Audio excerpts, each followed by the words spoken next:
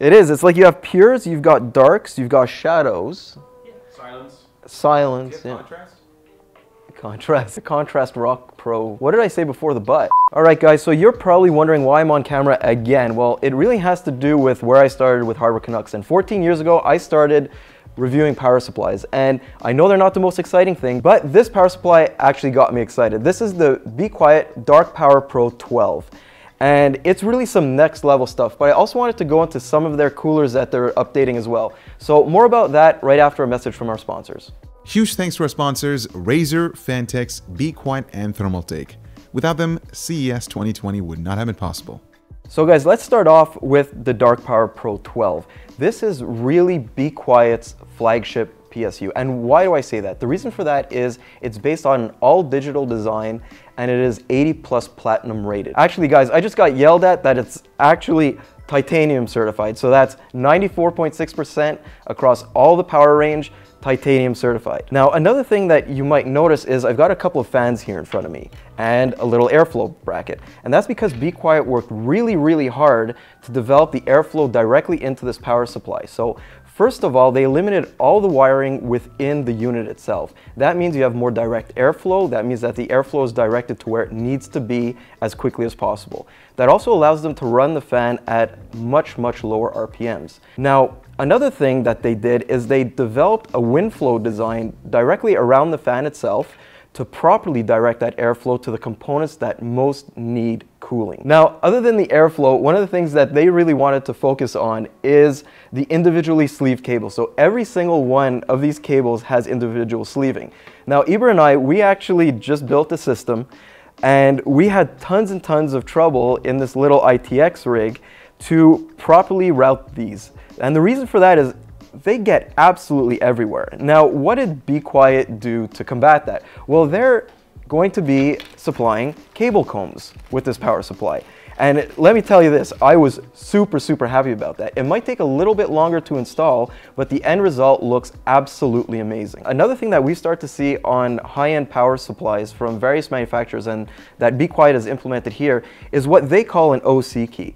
They're really set on having that multi-rail approach to their power supply, but that can cause some issues when it comes to overclocking. So if you trip the overcurrent protection on a certain rail, you could be tripping the power supply itself. So what this is a OC key that allows you to switch the multi-rail power supply to a full single rail so you could get all of that current to the components that you want. This is something that really tailors to those overclockers, and I can't see a lot of people using, but considering this power supply comes in 1500 watt and 1200 watt specifications with no other ones, this is really going to be going into those high-end systems that are focused at the overclockers, at the enthusiasts who might need that single rail approach. Another thing that Be Quiet includes with this power supply is a 10-year global warranty. So you're pretty much covered. But what about pricing? Well, that you have to think about who this is geared towards. It's towards the enthusiast, so I am softening the blow just a little bit. So for the 1500 watt version, we're talking about 450 bucks. For the 1200 watt version, it's gonna round you out about 400 bucks. So with that in mind, is this something as enthusiast you can seriously see yourself buying? Personally, I think it's pretty exciting stuff on the power supply front. Maybe to you guys want to see Dimitri do a couple more cases. So about the coolers, let's start with the Pure Rock 2. And this is an improvement, or at least a evolution of the original Pure Rock cooler.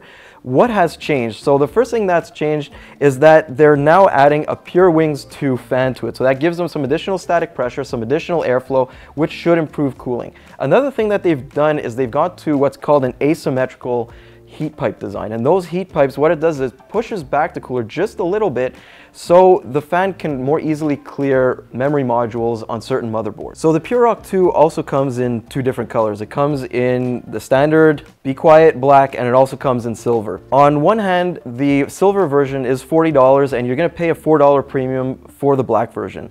That's typically because the black version is a little bit more complicated to finish. From similarity perspective to the original Pure Rock series, you're still going to get the heat pipe direct touch. You're still going to get 4 6mm heat pipes, and you're still gonna get Be Quiet standard warranty across the entire range. So moving on to the Shadow Rock 3, this is a larger cooler that has a 190 watt TDP. So the Shadow Rock 3 actually has a 10 watt higher TDP value than the previous version.